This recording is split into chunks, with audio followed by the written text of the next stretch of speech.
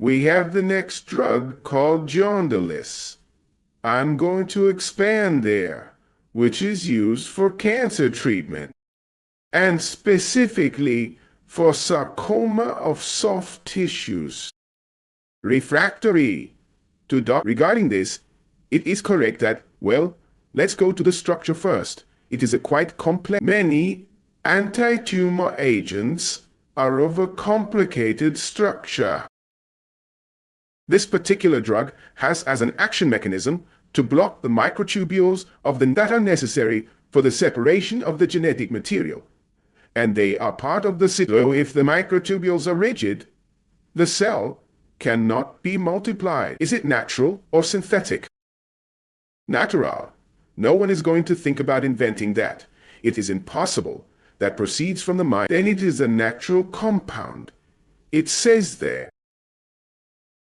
We conclude that it is of synthetic origin. That would be 2. The lactonic system could be hydrolyzed to stomach pH by plasmasteresis. This drug is used as an injectable. We are talking about anti-neoplastic therapy. The patient is injected with this, therefore it is not oral life. What is the lactonic? Here, right? Well, there we have the lactonic system, and it can be hydrolyzed by plasmasterase. Where can it be hydrolyzed?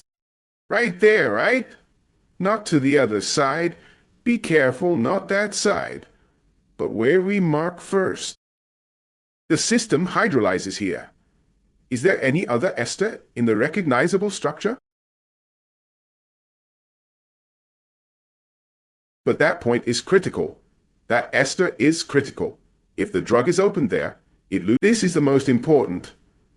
But here it says AC. It is an acetylated oxygen with a COX-3 group. So there was also another ester here in the structure. Perfect. So don't forget that. That AC, if we expand here, never forget it. It appears like this in many texts. It is nothing other than a carbonyl with a methyl, and it was acetylated. Well, then it could be hydrolyzed. Clearly, it could be hydrolyzed, either by the pH acid or by above plasmasteresis. So this is true. The compound has 5 esterosins. Well, the truth is that that is not difficult to identify.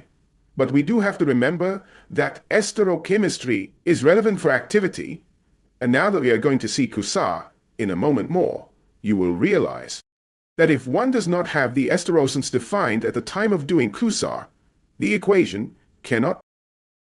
There's an esterosint. There are many. Let's count.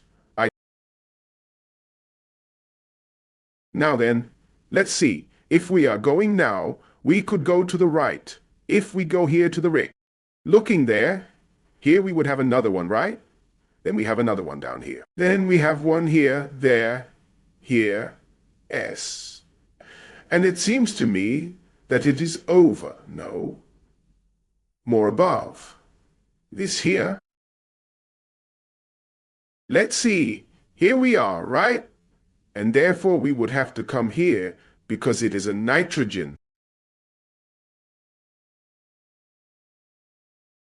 This benzene ring, that is a methoxy, of course. This is not chiral because it is sp. So be very careful. It is fine. That is why this serves to go, to realize what chirality was. It is an asymmetric sp3 carbon. Then there is more, and there we count for 5, 6, 7. So it is false. There are 7 esterosins. Theoretically, if there are 7 esterosins, we have 7 chiral carbons. How many? Theoretically possible. Stereo.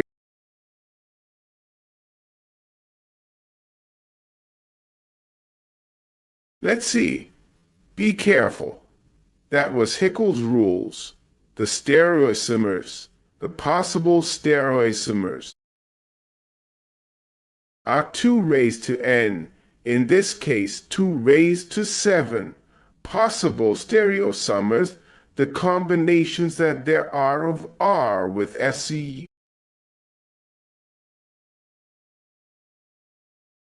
Fourth, in this case, it would be reasonable to look for the geometric pharmacophore instead of the structural one to propose new structures with the same biological activity.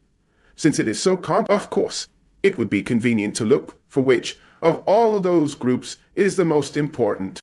For example, if we discovered that these two are important and that this nitrogen from here is important, then we have a geometric pharmacophore. We would have atoms, properties, and distances, remember that? Therefore, yes, it would be quite reasonable to be true. If we didn't want the geometric pharmacophore and we wanted to get stuck with a structural pharmacophore, what should we do? Go with what we did with morphine. Go erasing fragments and see if the activity is preserved, okay? Well, let's take a leap, because there are other questions, but look, closely related to what we saw just now. It says about the structure of the Ondelis drug. It is correct to say that. Well, how would the AF7 ionization be? Plasmatic APAF? Then there are several alternatives. We are not going to read that. What can you tell me?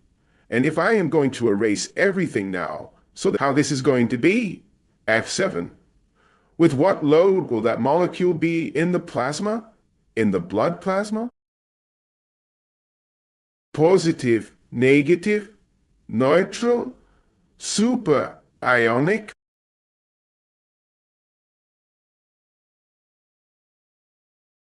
What can you tell me? What does the instinct tell you? Yes, we are going to mark that.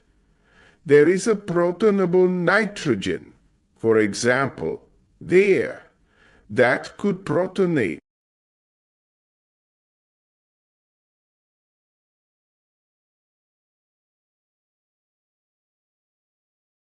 Very well. We also have the bicyclic system, this complex bicyclic acid system down here. We have pyrrolidine, we have piperacine, and this piperidine, piperacine, and on this other side, pyrrolidine, they are basic. And then it is going to protonate. It can protonate. We would have a total of +3 up to there. I do not see any acid group. No. What happens is that this hydroxyl is a phenol. Remember that when it is connected to benzene and phenol, and it has a Pegasus, exact, very well. The truth is that it is unlikely that Antony, because this being would have to be more basic than the same nitrogen to take the proton, and conformationally, not necessarily that H is next to it. Remember that this molecule is not flat. It would have to be drawn in 3D and see where this hydroxyl is, okay? Like, in fact, I can give you examples of molecules that in 3D it looks like, but in reality, it is close or vice versa. So it carries +3. There is no other acid group in the structure. Very well. We already identify heterocycles, functional groups. It will be cationic. Perfect. Let's see here. We are going to continue with some jumps. We are not going to solve this completely. The next one says, there is the heroboline drug. They are real molecules. This is not invented. For the treatment of breast cancer. And here, you can tell me about the lipophilia. The solubility in water of this molecule. We had studied in the past that an alcohol, for example, here we have an alcohol. It can dissolve around 3 atoms of carbon. An amino, when it protons, because that will be positive to pH 7, it will be able to dissolve a little more. And there is another ionizable group in the structure. What is this ring called? Tetrahydrofuran. Very well. Or EAF. Then we have a variety of acetone and heterocyclics. The heteros contributed to solubility, or were they rather lipophilic? Exactly. The contribution of all these oxygens is not really as high as one would expect. This molecule has only two strong polar groups, O and ammonia. When it protons, it is not enough for all this to be soluble in water, so this molecule is not soluble in water. It is a high low. Well, let's go here now. And let's see the following. It says, question 8. I'm going to jump to the side. If iribulina interacted at microtubule level, just like the previous of the cancer cells, what kind of intermolecular interactions would it do? Mainly with O, the residues of alanine and alanine. And here below are the structures so that you remember. I hope that this amino acid, alanine and valine, will make its way when walking. What kind of interactions will iribulina do with alanine and valine? What interactions mainly could it do with amino acid residues? But let's go to the residue part first. Methyl and that isopropyl type fragment. What interaction can they do with iribulina that was here next to it, and that you already saw that it is a high-lock molecule, a large hydrocarbonate molecule with only one ionizable group, which is the amino that is here. What can methyl and isopropyl do against this tremendous molecule? What interactions would those be? Hydrophobic, 100% hydrophobic interactions, those are going to be the main interactions that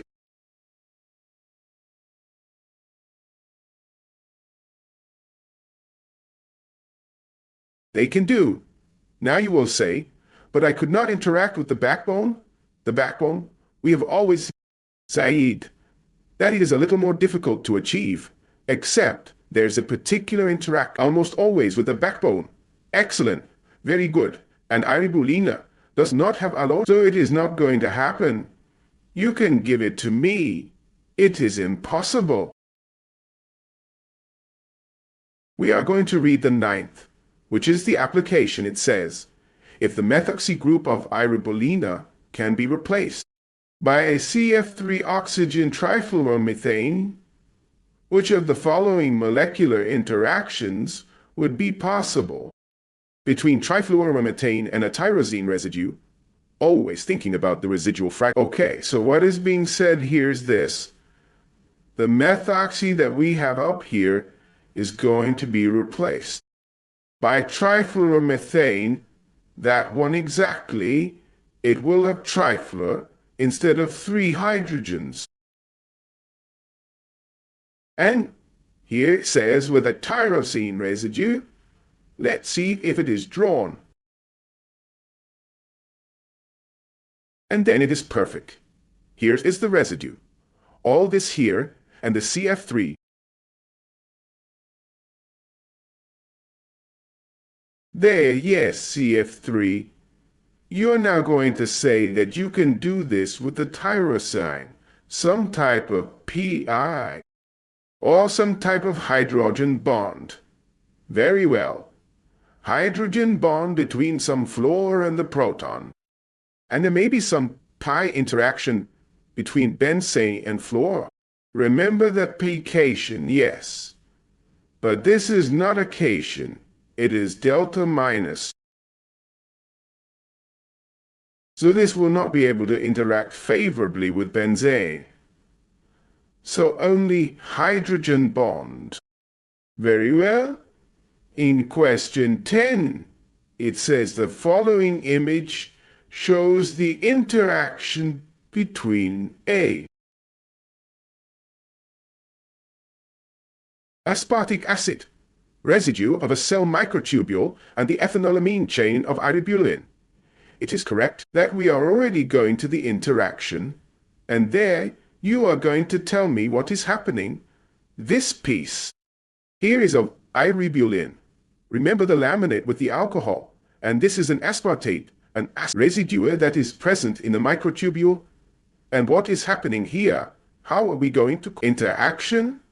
We already have a saline bridge between who? Exactly. Both things. We have what? Exactly as it is. We then have that the saline bridge is between the nitrogen, ammonia, and nuclear. Both oxygenous, that is, an interaction at greater or lesser distance.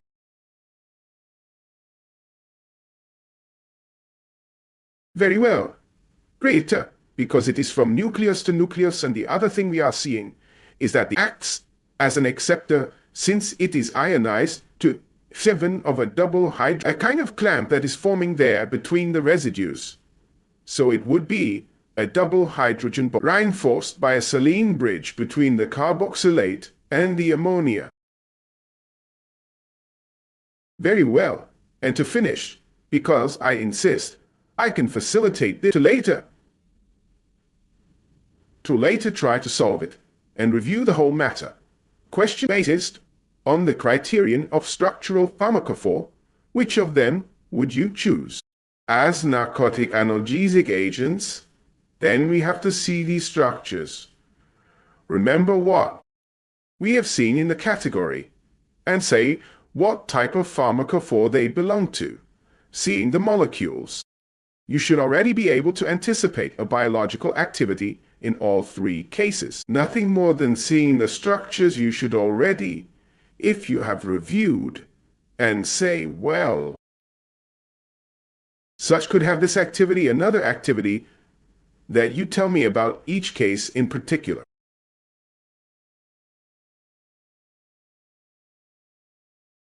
Well, it is that one that gives the answer, well processed, of course. I wanted them to be able to. But of course, it is a narcotic, okay. Well, look at a narcotic pharmacophore that we saw. More than once, it consisted of having an aromatic ring, a good carbon, not necessarily chiral, but yes, quaternary, and then Ron R2 and counting. This same, we need a total of 3 carbon atoms. Exactly, 1, 2, 3. And here came in the nitrogen, okay then. And well, if we draw it as it corresponds in reality, not necessarily, had to be a group of tiles. But if they were tertiary, then Ron R2, R3, R4, then this carbon that is there has to be of quaternary type, should not have hydrogen in the structure. A carbon is required with a lipophilic contribution in that area, and a connector is required considering the same carbon of 3 atoms in total until the nitrogen. This nitrogen is going to be basic. It is going to protonate to F7. They managed to identify that pattern in some of them. And let's see then, because when we say quaternary, it means that it does not have hydrogen connected to it. Then, in the first one, where would the quaternary carbon be perfect then? It already has the pattern very well. There is the pattern very well then. It should be seen that there are 3 carbon atoms already, thanks. 1, 2, and 3 perfect, and hence the tertiary nitrogen. Here it also mates very well then, 1, 2, and 3 in the third. There is also alcohol.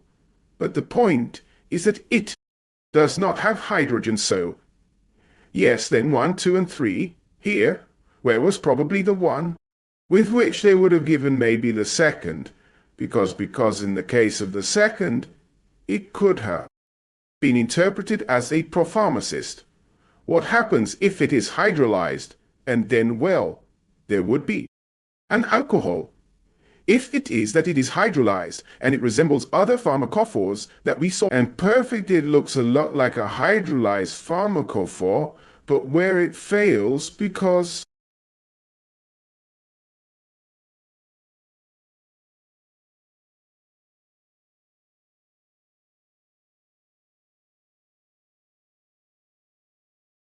it cannot be hydrolyzed. It looks like it already. But it is not in the case as it is here. We have 1, 2, and 3. while the exact adrenergic ones were ethylamines. On the other hand, here we have a propylamine. It is different, so it does not have the adrenergic type pharmacophore. And let's make one last one to finish then this introductory part. Let's see, here I am interested in this, the 13. Let's see it. Says the 13, one of the problems of the antipsychotics is that it has multiple adverse effects by undesirable blockage of muscarinic receptors, serotoninergic, etc. If chlorpromazine, the molecule that we are going to see, gets into the alkyl chain, it would be correct to conclude that we are going.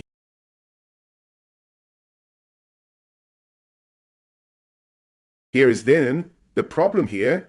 We have chlorpromazine, which is an antipsychotic that there was an antagonist mainly of receptors. Of what type of receptors was the antagonist? Chlorpromazine was an antagonist mainly of dopaminergic receptors D2, and it is being chemically modified by the simple introduction of a methyl group in the chain. This methyl that is here, and we are going to have that, the metromazine. The amount of carbon changes, and because the chain remained, and an additional carbon is inserted, therefore, the log P. But what was this type of change translated into? We studied it in a simple methyl. We said that it marked a world of difference in what the insertion of a simple methyl from a central chiral. We already have a central chiral, therefore very good observation will not give the same. If it is R or S, that one that is there, the top one has more priority because at some point we find a difference.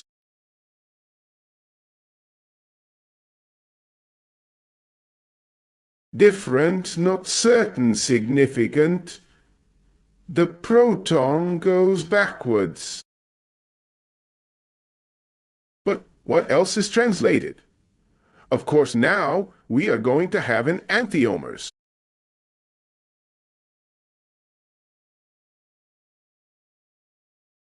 Exactly. The molecule is more rigid. It has a greater rigidity. And if it has a greater rigidity, that implies that the rotation around this link and this link here is much more limited. And therefore, if the metromazine is more rigid, what are you waiting for now at a biological level? Very well, greater selectivity.